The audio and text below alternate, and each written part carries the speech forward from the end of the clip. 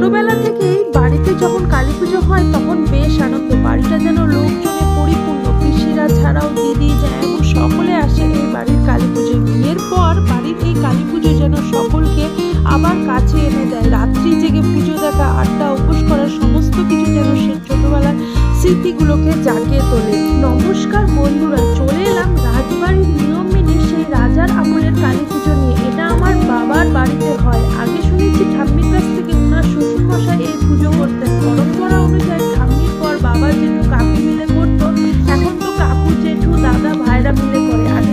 আগের দিন রাত্রে দাদা রবীন্দ্রভোগ চালের মার ভাত এবং ঘি দিয়ে ও সন্দক লবণ দিয়ে মাখা আলু সিদ্ধ খেয়ে এই পুজোর উপর রাখতে হয়। এইখানে দাদা রান্না করছিল আর আমি আর দিদি মিলে ওর ইয়ার্কি করছিলাম যে তোর বউ নাকি খুব ভালো হবে, এরকম করে মজা করছিলাম। তারপরে দেখো বসে গেলাম সবাই মিলেই সঞ্জম খেতে। আর এখানে জেঠু বলছিল যে এটা খাওয়ার কারণ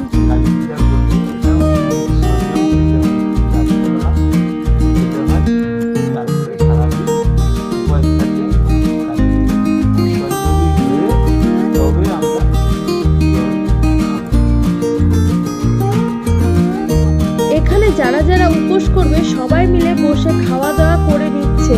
আর এইটা না যেন দারুণ লাগে যখন সবাই পরিবারের সবাই মিলে এখানে বসে এরকম ভাবে খাওয়া দাওয়া করে। পরের দিন আমি সকালবেলা ঘুম থেকে উঠে চলে গিয়েছিলাম নদী। আমাদের এখানে মহানন্দা নদী বয়ে গেছে। বাড়িতে কিছু হলে আমাদের শুদ্ধিকরণের জন্য এই নদীতেই আমরা স্নান করি। দারুণ ঠান্ডা লাগছিল, তবুও স্নান করে নিয়েছিলাম। আর আমরা এখানে মাঝে মাঝেই আসি। আমাদের বাড়ি থেকে প্রায় 2 মিনিটেরই রাস্তা এই মহানন্দা নদী। স্নান করে এসে দেখলাম ছোট পিসি সবার জন্য বেলের শরবত বানাচ্ছে। এর তো যারা উপোস করে তাদেরই জন্য।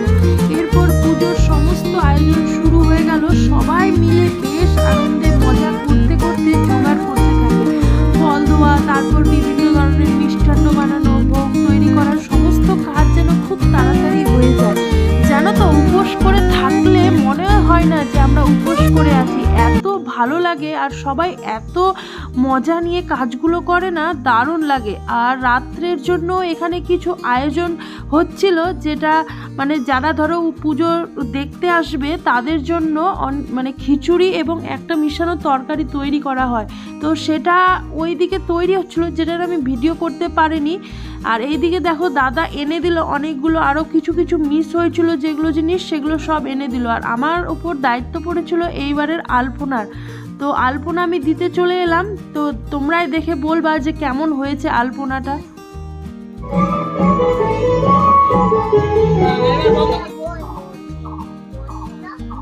আলপনা দিতে দিতে কাকুরা চলে এলো চাঁদুয়া টাঙাতে। চাঁদুয়াটা টাঙিয়ে দিল।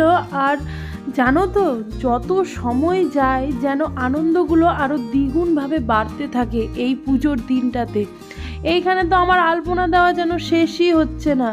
আমি দিতে দিতে প্রায় হাঁপিয়েই গেছিলাম আলপনা। এইখানে জেঠু বসেছিল আর সবার কাজ দেখছিল যে কে কি কাজ করছে আর কে উপোস করে কতবার খাচ্ছে। এমনি মজা করছিল। এটা বলে না যে সবাই মিলে পরিবারের একসাথে হলে যেমন এই মজাটা হয়, ঠিক তেমনই এই মজা করছিল। আর আমি ওইদিকে যেহেতু আলপনা দেওয়া কমপ্লিট হয়ে গেছিলো, আর ওই হাঁড়িগুলোতে মানে যেটাতে ঘট বসায় ওগুলো একটু মানে সাদা সাদা করে দেয়। আমি ঠিক জানি না এটা কেন করে।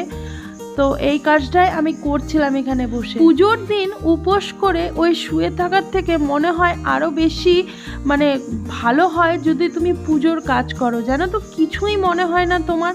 সবাই মিলে এত সুন্দর মানে কাজ করে, কাউকে দেখে মনেই হবে না যে সবাই সারা দিন বা রাত্রি। আমাদের জানো তো পুজো হতে হতে প্রায় রাত্রি ভোরই বলা চলে, 3:30 4টে বেজে যায়। কিন্তু তখন ওই প্রসাদ খাওয়ার যে মজাটা তো দারুণ লাগে। কিন্তু কাউকে মানে দেখে কিছু মনে হয় না যে সবাই উপোস করে আছে বা আর কিছু।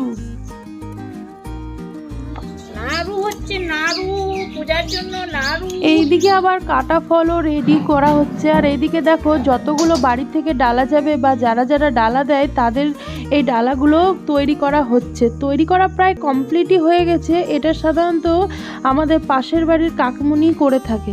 ঠাকুরের তৈরি এই মালাই ঠাকুরকে জানো তো একদম পা থেকে ঠাকুরের নিচের যে ঘরটা থাকে ওই ঘরটা অবধি দেওয়া হয়, ওই জন্য এই মালাটা এত বড় হয়। এইদিকে তো প্রায় মন্দির সাজানো কমপ্লিট, সবাই মিলে এমনভাবে তোড়জোড় করে মন্দিরটাকে সাজায় না, এত সুন্দর লাগে দেখতে। তারপর তো ঠাকুর আনতে যাওয়া, বিয়ের আগে দিদি দাদা সবাই মিলেই যেতাম, কিন্তু এখন দিদিরা যায় না তাই আর যাওয়া হয় না। ঠাকুর আনতে গেলেও এই ফাঁকে রেডি হয়ে গেলাম।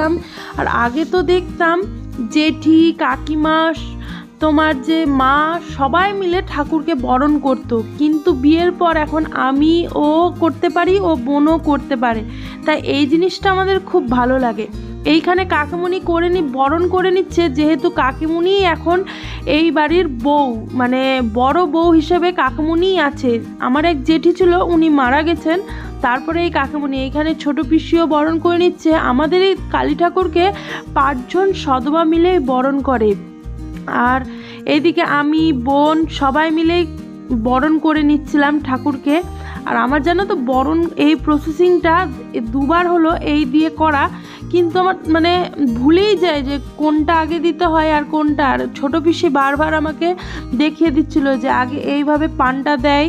আর যেমন আসলে আমাদের পরিবারের এটা কী নিয়ম বলো তো, ঠাকুর আসে, অ্যাকচুয়ালি ঠাকুর আমাদের বাড়িতে মেয়ে হয়ে আসে, মানে মেয়েকে যেমনি আমরা বরণ করি ঠিক সেই রকমভাবেই এই মা কালীকে আমরা বরণ করে নিই। আর মেয়ে যখন বিদায় হয় তখন সত্যি এখন যেমন ঠাকুরের মুখটা একদম দারুণ মানে মিষ্টি মিষ্টি লাগে, কিন্তু তখন যেন তো একটু গম্ভীর হয়ে যায় আর কাঁদো কাঁদো হয়ে যায়। এই জিনিসগুলো আমরা ছোটোবেলা থেকে ঠাম্মি বলো কি মা জেঠি বলো সবার মুখ থেকে শুনে এসেছি, আর এখন বড় হয়ে এই জিনিসগুলো আমরা অনুভবও করতে পারি। সবাই বরণ করে এখানে ছবি তুলে নিচ্ছিল, এরপর এখানে বসে জমিয়ে আড্ডা দিচ্ছিলাম পূজা যতক্ষণ না শুরু হয়। বাড়ির বড়রাই অ্যাকচুয়াল এই কালী ঠাকুরের ঘট ভরতে যায়, তো ওই ঘরটায় ভরে এনে দিল। এইবার বসে গেল ঠাকুর মশাই পুজো করতে। দেখো এখানে কত সুন্দরভাবে পুজো দিচ্ছে, আর এই দিকে জানো তো 108টা ভোগ সাজিয়ে দিতে হয়। এগুলো আসল নিয়মগুলো হলো রাজবাড়ির নিয়ম। ছোট থেকে দেখতাম ঠাম্মি করতো এসব কিছু, তারপরে জেঠি করতো, তারপরে এখন সবাই মিলেই করে। এইদিকে আমাদের আবার জোড়া ঢাকের চল আছে, মানে 2টো ঢাক যে করেই হোক বাজাতেই হবে। ঠাকুরকে যখন চক্ষুদান করে তখন কিন্তু কাউকে দেখতে হয় না, মানে কেউই দেখতে পারে না ওই ঠাকুরের চক্ষুদান। এখন বাজে প্রায় 3টের মতো, আর পুজো প্রায় শেষ হয়ে আসছে। দেখো এখানে আরতি হয়ে গেল, তারপরে হবে যজ্ঞ, যজ্ঞর পরেই তোমার পুজো প্রায় শেষ হয়ে আসছে। এইদিকে যজ্ঞ শুরু হয়ে গেছিল, আর যজ্ঞ হতে হতেই পুজো শেষ হয়ে গেল। তারপরে এইটা প্রসাদ দিল পুজোর উপোস ভাঙার জন্য, তখন বাজে প্রায় 4টে। তো ওইটা খেয়ে চলে গেছিলাম ওই খিচুড়ি খেতে। এই খিচুড়িটা খেয়েই রাত্রে ঘুমোতে গেছিলাম। এদিকে আমাদের রিশু ডাইরেক্ট বাইক স্টার্ট করে দিচ্ছে। যেহেতু পরের দিন দেবদোল ছিল তাই সবাই মিলে একটু আবির খেলে নিচ্ছিল। আমাদের এখানে জানো তো 2 দিন ধরে দোল হয়। তারপর স্নান সেরে পুজোর প্রসাদ খাওয়ার জন্য আমার শ্বশুর বাড়ির লোক এবং অনেকজনকেই ডাকা হয়েছিল, তো তারাই এসছিল। সবাই লাঞ্চ সেরে তারপরে একটু রেস্ট নিয়ে আবার রেডি হয়ে গেলাম। মাকে এবার বিদায় দেওয়ার পালা।